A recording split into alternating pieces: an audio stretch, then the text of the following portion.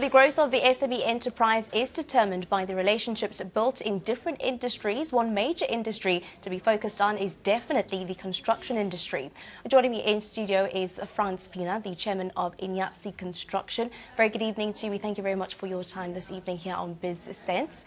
Firstly, let's just have a look at the trend with developing countries and their partnership that they're having with the public and the private sector.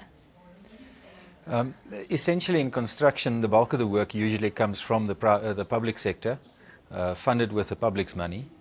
And to that end, the construction industry has really historically built its viability around developments funded and sourced by the government entities. We have of late found that international funding agencies has become a major player in this space as well, assisting governments and parastatals in funding projects and then bringing expertise to the marketplace to develop projects sometimes a bit quicker than governments would be able to fund it out of their own budgets. Now, with that being said, and having a look at the partnership and the collaboration, what sort of expertise do you think that the private sector builds as well as resources? In essence, one must understand that private business is incentive driven, whereas governments is more as an administrative function. So in the partnership, the private sector brings incentive-driven people and entities to the table and therefore can bring an edge of competitiveness and service delivery that can exceed what sometimes becomes very difficult for governments to provide. And having a look at it from a very basic point of view, can you describe the partnership and the correlation between the public and the private sector and how it takes place specifically in the construction industry? So a massive challenge in the construction industry is that entities often forget that the players in the construction industry are also part of the public. You know, the taxpayers' money that government uses to pay a construction company, the construction company and its employees are also taxpayers. So in the end, the partnership starts a lot earlier than just with a project.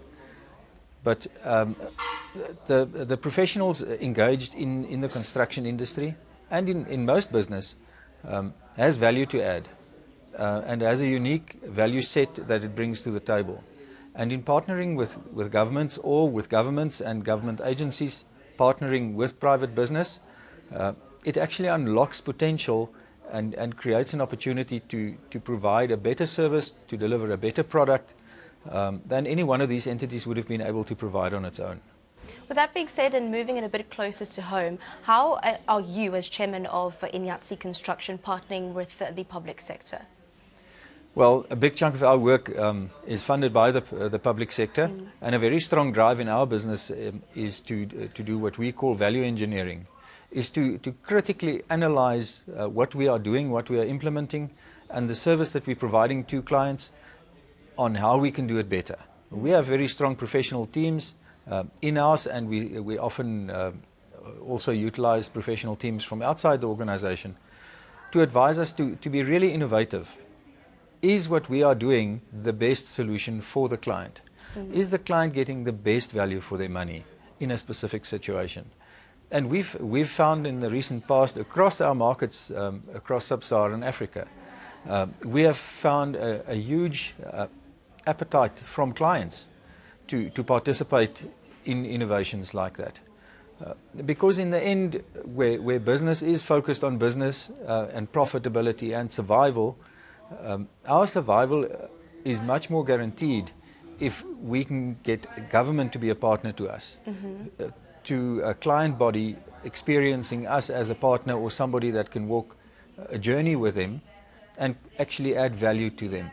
We cannot as business expect other parties to engage us if we don't add value to their business as well. Now, having a look at the African climate as a whole, the economic climate in specific, how would you describe the construction industry? Well, the market as a whole across Africa is a massive market. You know, it's estimated to be in excess of $138 billion a year, which is an ugly number. You know, I can't even fathom how big that is. And we're just a speck in that. Yeah. So there is a lot of work out there. And there are lots of opportunities. Yeah. Obviously, it goes hand in hand with effort and risk and reward, but the market is there.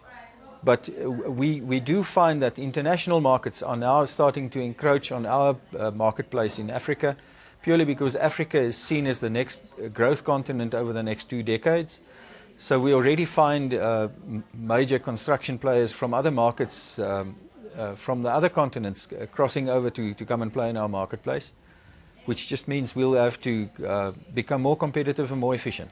Just before we wrap it up, I want to get behind the man front. Pina, of course, speaking to you off camera, you were telling me you took the decision a couple of years ago. You then joined Inyatsi Construction. You're now the chairman there. Take us through your reasoning in sticking with the company. What are your goals? What are your views and your mission?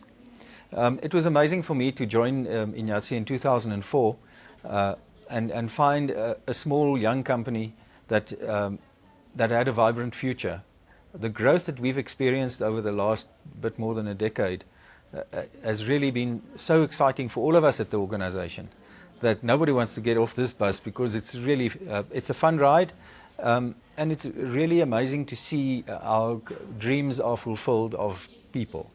To me, I mean, my wildest dreams were exceeded in the growth that the company's experienced, in targets and objectives we've achieved. And that we have the privilege to play in this big marketplace. It's really such an exciting time that we can't wait to see the future and what it holds.